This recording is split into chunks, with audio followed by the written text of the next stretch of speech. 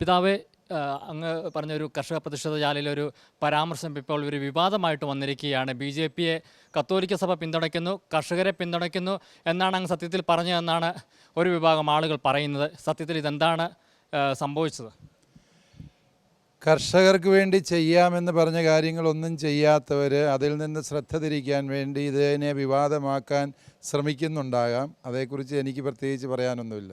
മറിച്ച് ഞാൻ പറഞ്ഞ ഓരോ വാചകങ്ങളും ഞാൻ കൃത്യതയോടെ ഓർക്കുന്നു. അതായത്, ഇവിടെ കർഷകർ അനുഭവിക്കുന്ന പ്രതിസന്ധികൾ ഞാൻ എണ്ണി പറഞ്ഞു. ഇവിടെ കർഷകർ കഷ്ടകാലത്തിൻ്റെ നടുമുറ്റത്താണ് നിൽക്കുക. എന്ന് പറഞ്ഞാൽ ജപ്തി നോട്ടീസുകളുമായി ബാങ്കുകളൊക്കെയും കർഷകൻ്റെ വീട് കയറി നിരങ്ങുകയാണ്. അവൻ്റെ വീട്ടിൽ നോട്ടീസ് ഒട്ടിക്കുകയാണ്. ജപ്തി ഭീഷണിയിലാണ് കർഷകർ. ജീവിക്കാൻ വഴിയില്ലാതെ കുടുംബവുമായി തെരുവിലിറങ്ങേണ്ട ഗതികേടിൽ കർഷകൻ എത്തി നിൽക്കുന്നു. ഈ ഒരു പ്രതിസന്ധിയിൽ സർക്കാരുകൾക്ക് ചെയ്യാവുന്ന പല കാര്യങ്ങളുണ്ട്. ആ കാര്യങ്ങളിലേക്ക് സർക്കാരുകളുടെ ശ്രദ്ധ ക്ഷണിച്ചുകൊണ്ടാണ് ഞാൻ സംസാരിച്ചത്. അത് ഏതെങ്കിലും രാഷ്ട്രീയ പാർട്ടിക്ക് സഭ പിന്തുണ നൽകുന്നു എന്ന അർത്ഥത്തിൽ വ്യാഖ്യാനിക്കുന്നതിൽ അർത്ഥമില്ല. കാരണം എന്താണ്? ഇവിടെ കർഷകനെ സംബന്ധിച്ചിടത്തോളം രാഷ്ട്രീയമില്ല. ഇത് സഭയുടെ ഒരു നിലപാടല്ല അവിടെ പ്രഖ്യാപിക്കുന്നത്. മലയോര കർഷകർ അനുഭവിക്കുന്ന പ്രതിസന്ധിക്കുള്ള പരിഹാര മാർഗങ്ങളെക്കുറിച്ചാണ് അവിടെ സംസാരിക്കുക. എന്തു പറഞ്ഞാലും അതിനെ മതവും ജാതിയും വർഗീയതയുമായി വിഭജിച്ച് അർത്ഥശൂന്യമാക്കിയെടുക്കുക എന്നുള്ള ആ തന്ത്രം ആണ് പലപ്പോഴും ഈ വിഷയത്തിൽ ഉപയോഗിക്കുക. ഞങ്ങൾ സംസാരിക്കുന്നത് മതത്തിൻ്റെ പേരിലല്ല, രാഷ്ട്രീയത്തിൻ്റെ പേരിലല്ല, കർഷകൻ അനുഭവിക്കുന്ന പ്രതിസന്ധിയുടെ പേരിലാണ്. ആ വിഷയത്തെ അപ്രകാരം തന്നെ മനസ്സിലാക്കേണ്ടതുണ്ട്. കണ്ണൂരിൽ അല്ലെങ്കിൽ മലയോര മേഖലയിൽ ഒരു MP, പ്രത്യേകിച്ച് കേന്ദ്ര സർക്കാരിൻ്റെ ഒരു MP വേണമെന്നൊരു പരാമർശം വ്യാപകമായിട്ട് പ്രചരിക്കുന്നു. മലയോര മേഖലയിൽ കേന്ദ്ര സർക്കാരിൻ്റെ MP വേണമെന്നല്ലല്ലോ ഞാൻ പറഞ്ഞത്. പറയാത്ത കാര്യങ്ങൾ ആരും ആരോപിക്കാൻ പാടില്ല. ഞാൻ പറഞ്ഞത് എന്താണ്? MP ഇല്ല എന്നുള്ള പരാതി ആർക്കെങ്കിലും ഉണ്ട് എങ്കിൽ അവരാദ്യം കർഷകരുടെ പ്രശ്നം പരിഹരിക്കട്ടെ. അപ്പോൾ കർഷകർ അവരെ പിന്തുണയ്ക്കുന്ന സമീപനം എടുക്കുമെന്നാണ് പറഞ്ഞത്. MP ഇല്ല എന്ന് ചില രാഷ്ട്രീയ പാർട്ടികളുടെ പരിദേവനമാണ്. ആ പരിദേവനം എന്ന് പറയുന്നത് BJP മാത്രമാണോന്നില്ലല്ലോ. MP ഇല്ലാത്ത മറ്റ് പാർട്ടികളും കൂടിയുണ്ട്. അവർക്ക് ഏത് രാഷ്ട്രീയവും ആയിക്കോട്ടെ, ജനപ്രതിനിധികളെ സൃഷ്ടിക്കണം എന്നുണ്ടെങ്കിൽ ജനപക്ഷത്ത് നിൽക്കുന്ന തീരുമാനങ്ങളുണ്ടാവണം. ആ തീരുമാനങ്ങൾക്ക് വേണ്ടിയുള്ള കർഷകരുടെ ആഹ്വാനമാണ് വാസ്തവത്തിൽ ഞാൻ നടത്തിയത്. വിഷയത്തിൽ BJPയോട്, കേന്ദ്ര സർക്കാരിനോട് സഭയുടെ നിലപാടെന്താണ്? സഭയുടെ നിലപാട് എന്ന അർത്ഥത്തിൽ ഇതിനെ എടുക്കേണ്ട കാര്യമില്ല. സഭയുടെ നിലപാട് സഭാധികാരികളും സഭയിലെ അംഗങ്ങളും കൂടിയാലോചിച്ചെടുക്കുന്ന നിലപാടുകളാണ്.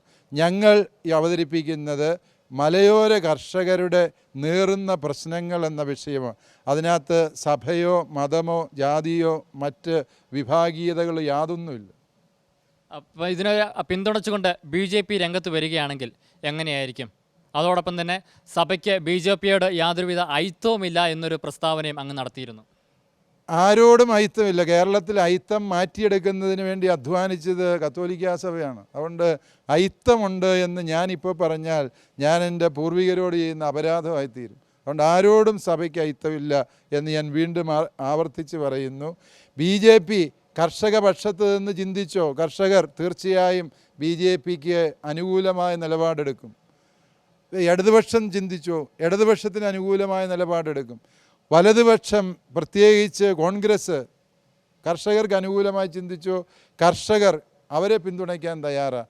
ഇത് രാഷ്ട്രീയ വിഷയമാക്കി കർഷകൻ്റെ പ്രശ്നത്തിൽ നിന്ന് ശ്രദ്ധ മാറ്റാൻ ആരെയും ഞങ്ങൾ അനുവദിക്കില്ല എന്നാണ് എനിക്ക് പറയാനുള്ളത്. ഇപ്പോൾ CPM അടക്കമുള്ള പാർട്ടികൾക്ക് കത്തോലിക്ക സഭ അല്ലെങ്കിൽ ക്രിസ്ത്യൻസ് ഒരു വിഭാഗം BJPയുമായി കൂട്ടുചേരുന്നു എന്നൊരു ആശങ്ക അവരുടെ ഉള്ളിലുണ്ടോ? അവർ അപ്രകാരം ആരെങ്കിലും നിർബന്ധിതരാകുന്നുവെങ്കിൽ അവർ നാളിതുവരെയും പിന്തുണച്ചവരുടെ വീഴ്ചയായിട്ടുമാണ് അതിനെ കരുതാൻ. ഏതാണെങ്കിലും സഭയുടെ ഭാഗത്ത് നിന്ന് അങ്ങനെ ഔദ്യോഗികമായ ഒരു നിലപാടുകളും ഇല്ല.